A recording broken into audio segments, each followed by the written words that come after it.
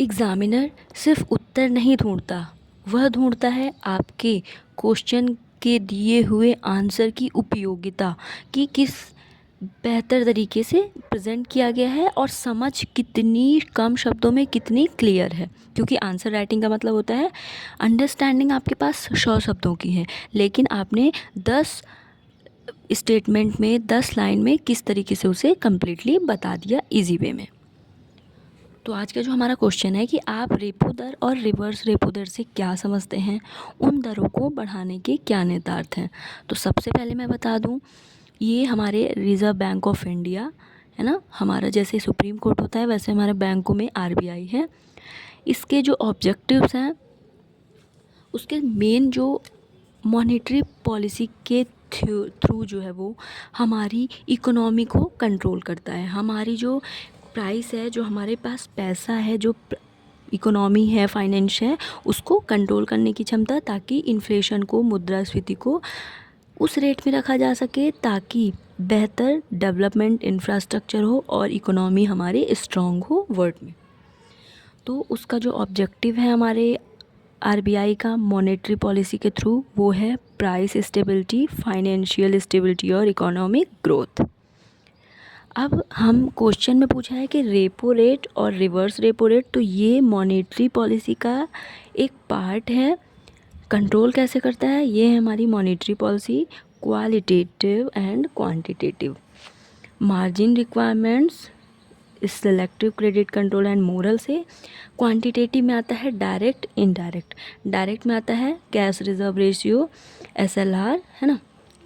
और इनडायरेक्ट में आता है repo rate, reverse repo rate, bank rate, marginal MSF and base rate. Base rate जो है वो ईयरली बेस पे भी डिपेंड करता है, कि एक फिक्स ईयर रख के उसके आगे या पीछे को कंपेयर करना कि कितना हमारा रेट था और कितना रहना चाहिए, कितनी हमें नीड है। अगर आपको इसके लिए बेहतर थ्योरी चाहिए या फिर इसको कंटिन्यू करना होगा तो उसके लिए कमेंट में बताइएगा, मैं समझा सकती हूँ। बाकी हम आंसर स्टार्ट करते हैं।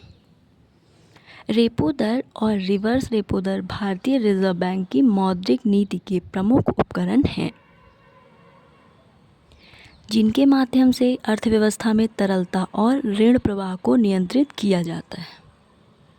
रेपो दर वह ब्याज दर है जिस पर वाणिज्यिक बैंक अपनी अल्पकालिक आवश्यकताओं को पूरा करने हेतु आरबीआई से प्रतिभूतियों के बदले धन उधार देता है। क्या होता है इसमें, जिस पर जो हमारे कॉमर्शियल बैंक्स हैं वो कुछ समय के लिए वे अपनी आवश्यकताओं को पूर्ति के लिए आरबीआई से जो है वो उधार लेते हैं। इसके विपरीत में रिवर्स रेपो दर क्या है, जब वह ब्याज दर है जिस पर वाणिज्यिक बैंक अपनी अतिरिक्त नकदी आरबीआई के पास जमा करते हैं। ये करने का मतलब है कि जब मार्केट में लिक्विडिटी बढ़ जाती है, जब पैसे बहुत ज़्यादा हो जाते हैं तो महंगाई बढ़ती है। इसे ही कंट्रोल करने के लिए आरबीआई जो है वो कॉमर्शियल, ये जो वाणिज्यिक बैंक है उनके थ्रू मार्केट से पैसा लेती है ताकि इन्फ्लेशन को कम किया जा सके। कैसे करता है, प्रैक्टिकली बताती हूँ। आपके पास जितना पैसा होगा आप उतना खर्च करेंगे, आपके पास पैसे कम होंगे, आप सिर्फ ज़रूरत की आवश्यकताओं की ही चीज़ें लेंगे, पैसे खर्च नहीं करेंगे, तो महंगाई नहीं बढ़ेगी। क्यों महंगाई कैसे बढ़ती है, जितना ज़्यादा डिमांड होगा, सप्लाई होगा तो महंगाई बढ़ती जाएगी।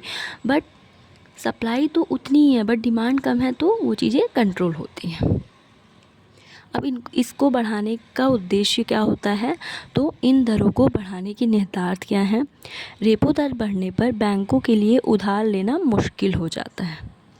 जैसे ही रेपो दर बढ़ेगा, जो हमारे वाणिज्यिक बैंक है वो आरबीआई से कम लेंगे। अब आपको कोई चीज़ महंगी मिलेगी तो आप उसी जो है सिचुएशन से नहीं लेंगे ना, जितना आपके पास जब चीज़ें सस्ती थी तब ऐसे लेते थे। तो महंगाई में है, हमारे बैंक के साथ भी यही होता है, वो आरबीआई से उधार लेने में सोचता है।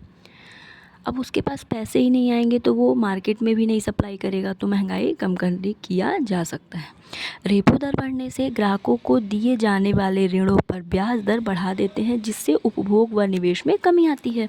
अब चीज़ें कम हैं तो नॉर्मल सी चीज़, सप्लाई नहीं होगा तो मतलब उसमें कमी आएगी। अर्थव्यवस्था में धन आपूर्ति घटती है, इससे बढ़ती मुद्रास्फीति को कंट्रोल किया जा सकता है। रिवर्स रेपो दर में बैंकों को अतिरिक्त धनराशि आरबीआई के पास जमा करने पर अधिक प्रतिफल मिलता है। बैंक बाजार में ऋण देने के बजाय आरबीआई के पास रखते हैं तो लाभ भी होता है और बाजार में तरलता मतलब लिक्विडिटी कम होती है।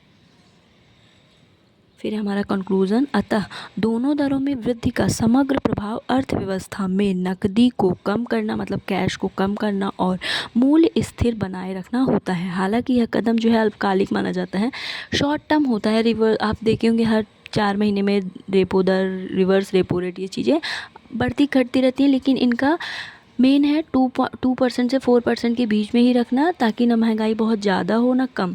बहुत ज़्यादा होती है वो भी अर्थव्यवस्था के लिए अच्छी नहीं होती, एक्सट्रीम भी नहीं होना चाहिए, और बहुत कम होती है वो भी अर्थव्यवस्था के लिए अच्छी नहीं होती है। तो इस तरीके से कंट्रोल करता है। Okay for today, thank you so much.